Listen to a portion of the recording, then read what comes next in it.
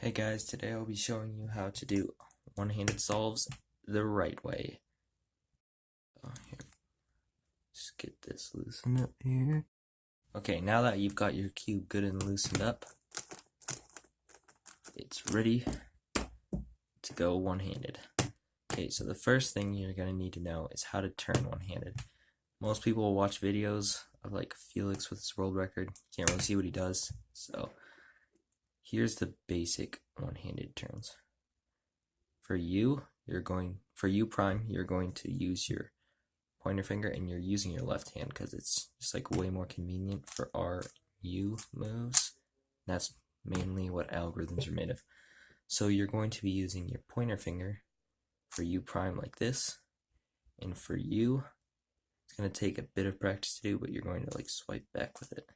Some people can do this, but it's like not as efficient. So if you plan on getting fast, I would recommend doing this. And U primes are so easy because you're already used to doing it with two-handed.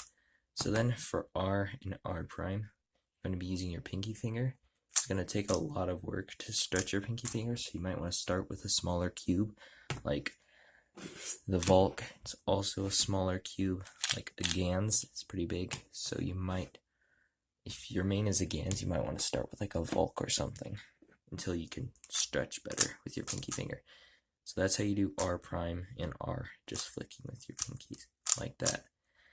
So then some more advanced finger tricks like F, I use my thumb and like put my finger up here to do thumb like that. And for F, so that's F. And for F prime, I just like kind of put my thumb under instead of my pointer finger on top. Like for F, I put my thumb under and like flick with this finger. So that's not too great. You can also do like, with practice, you could probably do like reverse thumb. That doesn't really work for me though. So next you're going to want to relearn your last layer algs, like learn U perms that are R and U moves, because they're way better for one-handed. And finger tricks are like way easier, because like if you're doing this algorithm with two hands, you have to like regrip right here. But with one-handed, you don't have to regrip because you can just go with it. So let's go through a solve here quick. So for the cross, can like D moves aren't too hard, but I wouldn't do a whole bunch of them. And you can use the table to like rotate. And you can see our first pair is here, so do that with our one-handed finger tricks. And then you can see this one in the back, so we can do like that to match it up and insert it.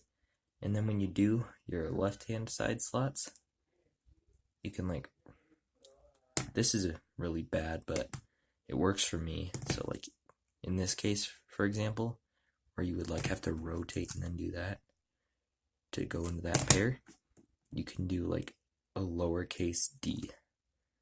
It's really bad for one-handed, but like it's not that bad if you practice it. Like you could do worse stuff, obviously. So then the other thing is when you're doing your left-hand side, you can do a Z rotation, which is super easy to do with one hand, and then just use R, substitute L for U, and substitute U for R. So you can do your algorithms like this for F2L. And then it's going to take a bit of practice. Most of the time for one-handed solves, I use 2Look because you have to like rememorize all your algorithms, which is really annoying. So a good thing to do is when you learn a new alg, while it's still fresh in your brain, do it with one hand and two hands so you won't forget it. So like, I know this one with one hand, but you would just do like 2Look if you're starting. And then do other case there. And a Y perm is easy to do with one hand. But like when you get, let me get a bad case here quick. So like a V perm, for example, is terrible for one hand, at least for me. So I have to do a Y perm, and then a U perm. So it's 2, look. It's not that bad though. So mainly the key to one-handed is Z rotations and using your left hand and the pinky finger stretching. That's the big thing. Like, most people won't like give their left hand a chance. They'll like try it. It doesn't work for them, but it does if with practice, and they'll just switch to the right. And I've seen people using like right-handed with this, and that's just terrible. You want to spend time on it, and it's worth it in the end. Well, thanks for watching, guys. If you have any questions or want to see how to get faster at one-handed video, let me know in the comments.